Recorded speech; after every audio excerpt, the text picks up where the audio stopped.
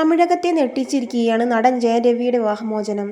ഭാര്യ ആര്യതയും താനും പിരിയുകയാണെന്ന് സോഷ്യൽ മീഡിയയിലൂടെ പുറത്തുവിട്ട പ്രസ്താവനയിലാണ് ജയൻ രവി വ്യക്തമാക്കിയത്. ഒരുപാട് ആലോചനയ്ക്കും ചർച്ചകൾക്കും ഒടുവിലാണ് താൻ തീരുമാനമെടുത്തതെന്ന് ജയൻ രവി പറയുന്നു.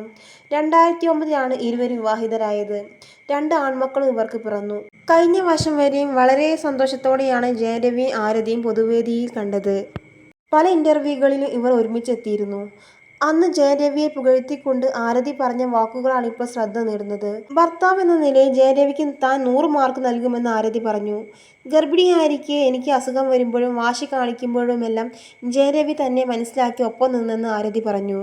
തൻ്റെ അടുത്തു തന്നെ ഇരിക്കും. രാവിലെ 3 മണിക്കും 4 മണിക്കും എന്തെങ്കിലും കഴിക്കണമെന്ന് പറഞ്ഞാൽ എഴുന്നേറ്റ് വരും. അദ്ദേഹത്തിന് പിറ്റേന്ന് ഷൂട്ടിംഗ് ഉണ്ടോ എന്ന് പോലും ഞാൻ ആലോചിക്കില്ല.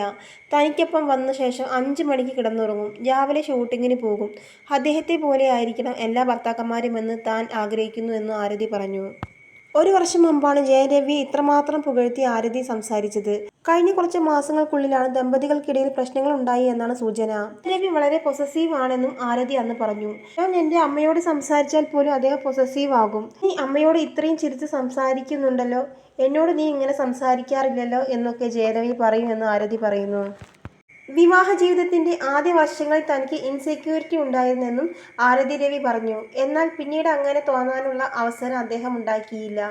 അത് വർക്കാണ്, ആക്ടിങ് മാത്രമാണിതെന്ന് എനിക്ക് മനസ്സിലായെന്നും ആരതി വ്യക്തമാക്കി. വിവാഹമോചനത്തെക്കുറിച്ച് ആരതി ഇതുവരെയും പ്രതികരിച്ചിട്ടില്ല. ജയൻ രവിയുടെ മാത്രം പ്രസ്താവനയാണ് പുറത്തുവന്നത്. തമിഴകത്ത് നിന്ന് തുടരെ വിവാഹമോചന വാർത്തകളാണ് പുറത്തുവരുന്നത്. ധനുഷ്, ഐശ്വര്യ, രജനികാന്ത് വിവാഹമോചനം ഏറെ ചർച്ചയായതാണ്. നടൻ വിജയ് സംഗീത ദമ്പതികൾ വേർപിരിയുകയാണെന്ന തരത്തിലുള്ള ചർച്ചകളും വന്നിരുന്നു. എന്നാൽ താരം ഇതേക്കുറിച്ച് പ്രതികരിച്ചിട്ടില്ല. വിജയ്ക്കൊപ്പം പൊതുവേദിയിൽ സംഗീതയെ കണ്ടിട്ട് ഏറെ വർഷങ്ങളായി.